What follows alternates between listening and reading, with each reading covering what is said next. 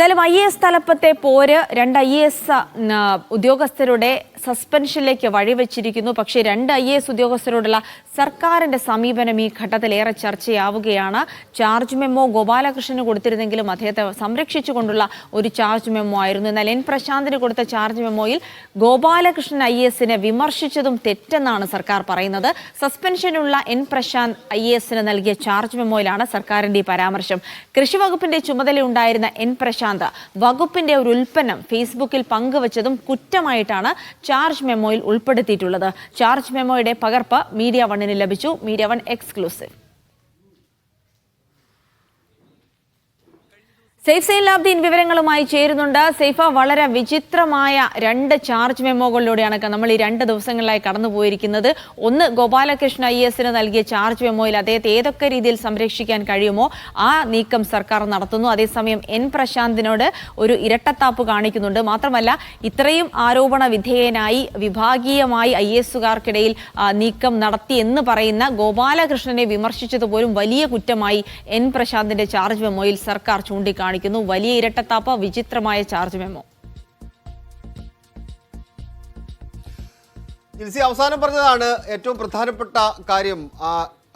Hindu IAS ഉദ്യോഗസ്ഥരുടെ group ഉണ്ടാക്കി സംസ്ഥാനത്ത് IAS ഉദ്യോഗസ്ഥർക്കിടയിൽ വിഭാഗീയത ഉണ്ടാക്കാൻ ശ്രമിച്ചയാൾ മുസ്ലിം വാട്സപ്പ് ഗ്രൂപ്പ് ഉണ്ടാക്കി അതിനകത്ത് മുസ്ലിം പേര് നാമധാരികളായ IAS ഉദ്യോഗസ്ഥരെ ആഡ് ചെയ്ത ആൾ അയാളെ വിമർശിച്ചതിൻ്റെ പേരിൽ ഒരു ചാർജ് മെമ്മോയിൽ N പ്രശാന്തിന് നൽകുന്ന ചാർജ് മെമ്മോയിൽ അയാളെ വിമർശിച്ചതും തെറ്റാണ് എന്ന് പറയുന്നു എന്നുള്ളതാണ് ജിൽസി സൂചിപ്പിച്ച ഏറ്റവും പ്രധാനപ്പെട്ട പോയിന്റ്.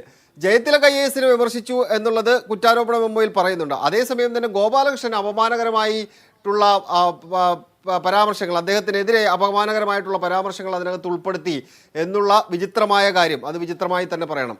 മറ്റൊരു വിചിത്രമായ കാര്യം പറയേണ്ടത്, ഈ അദ്ദേഹം കൃഷി വകുപ്പിൻ്റെ അഡീഷണൽ സെക്രട്ടറി ആയിട്ട് പ്രവർത്തിച്ച ആളാണ്, സ്പെഷ്യൽ സെക്രട്ടറി ആയിട്ട് പ്രവർത്തിച്ച ആളാണ്.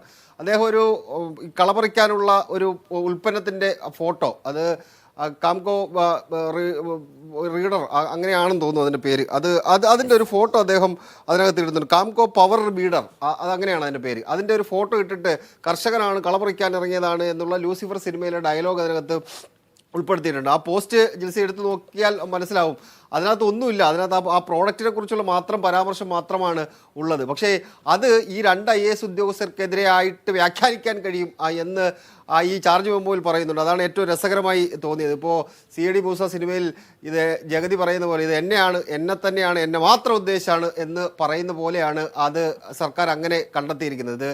അവരെ ഉദ്ദേശിച്ചാണ്, അവരെ തന്നെ ഉദ്ദേശിച്ചാണ്, അവരെ മാത്രം ഉദ്ദേശിച്ചാണ് എന്ന് സർക്കാർ കണ്ടെത്തിയിരിക്കുന്നു എന്നുള്ളതാണ് മറ്റൊരു പ്രധാനപ്പെട്ട കാര്യം.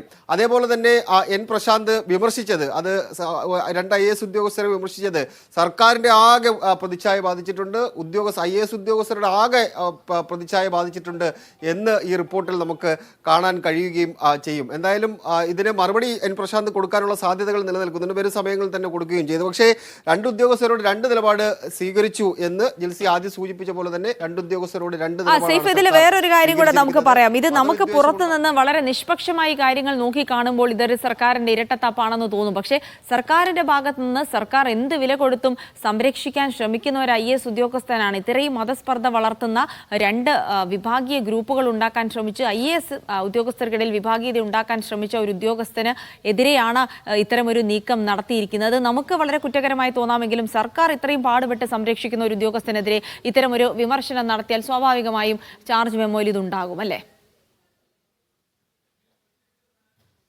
സ്വാഭാവികമായിട്ട് അത് ചാർജ് മെമ്മോയിൽ വരുമ്പോൾ സംസ്ഥാന സർക്കാർ എത്രത്തോളാണ് അദ്ദേഹത്തെ സംരക്ഷിക്കുന്നത് എന്ന വാദം നമുക്ക് പരസ്യമായി തന്നെ എടുത്തു പറയാനും കഴിയുമല്ലോ. ഈ ജയതിലക് IAS എന്ന് പറയുന്നത് സംസ്ഥാനത്തെ ഏറ്റവും മുതിർന്ന IAS ഉദ്യോഗസ്ഥനാണ്. ഒരുപക്ഷെ അടുത്ത ചീഫ് സെക്രട്ടറിയായി വരാൻ സാധ്യതയുള്ള ഉദ്യോഗസ്ഥനാണ്. അദ്ദേഹത്തെ വിമർശിക്കുന്നത് സർക്കാരിനെ വിമർശിക്കലല്ല എന്നുള്ളത് നിയമപരമായി ഇത് നിലനിൽക്കുന്ന വാദമൊന്നുമല്ല. ഈ ചാർജ് മെമ്മോ എന്ന് പറയുന്നത് നിയമപരമായി നിലനിൽക്കുന്ന കാര്യമല്ല. ഇപ്പോൾ ഒരു ഉദ്യോഗസ്ഥരെ വിമർശിച്ചത് സർക്കാരിനെ വിമർശിച്ചതായി കണക്കാക്കാൻ കഴിയില്ല. ഇപ്പോൾ ട്രിബ്യൂണലിലും മറ്റും പോവുകയാണെങ്കിൽ സ്വാഭാവികമായിട്ട് ഇതൊക്കെ തള്ളിക്കളയാൻ കഴിയുന്നതാണ്.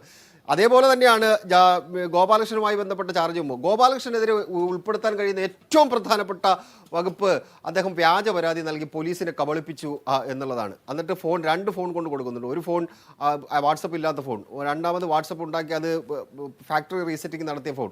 ഇതൊന്നും ഉൾപ്പെടുത്താതെ ഒരു ചാർജ് ചെയ്യുമ്പോൾ ഗോപാലകൃഷ്ണന് കൊടുക്കുന്നു. ഗോപാലകൃഷ്ണനെ വിമർശിച്ചതിൻ്റെ പേരിൽ എൻ പ്രശാന്തിന് ചാർജ് ചെയ്യുമ്പോൾ കൊടുക്കുന്നു. സ്വാഭാവികമായിട്ടും ഒരു ഇരട്ടത്താപ്പ് അതിനകത്തുണ്ട്. രണ്ടുപേരെ രണ്ട് തരത്തിൽ സംരക്ഷിക്കുന്നു എന്നുള്ള ഇരട്ടത്താപ്പ് അതിനകത്ത് നിലനിൽക്കുന്നുണ്ട്. പക്ഷേ ചില സർക്കാർ ഉദ്യോഗസ്ഥരോട് സംസാരിക്കുമ്പോൾ അവർ പറയുന്ന ഒരു IAS ഉദ്യോഗസ്ഥരാണ് എങ്കിലും സാധാരണ ഭാഷയിൽ അവർ പറഞ്ഞൊരു വാചകം വേണമെങ്കിൽ ഞാൻ ജിൽസിയോട് പറയാം. കയ്യിലിരിക്കുന്ന മൊത്തം ഉടായ്പാണ് ഗോപാലകൃഷ്ണനത് എന്ന് ചില ഉദ്യോഗസ്ഥർ പറയുന്നുണ്ടായിരുന്നു. അത് ഒരു സാധാരണ ഭാഷയിൽ പറഞ്ഞു എന്നുള്ളതേ ഉള്ളൂ. എന്തായാലും അങ്ങനെ രണ്ട് തരത്തിലുള്ള നിലപാട് സർക്കാരിൻ്റെ ഭാഗത്ത് നിന്ന് IAS ഉദ്യോഗസ്ഥരുമായി ബന്ധപ്പെട്ട് ഉണ്ടായിട്ടുണ്ട് എന്നുള്ളത് വസ്തുതയാണ്. അത് ഈ രണ്ട് ചാർജ് മെമ്മോ വായിക്കുമ്പോഴും നമുക്ക് മനസ്സിലാക്കാൻ കഴിയും ജിൽസി.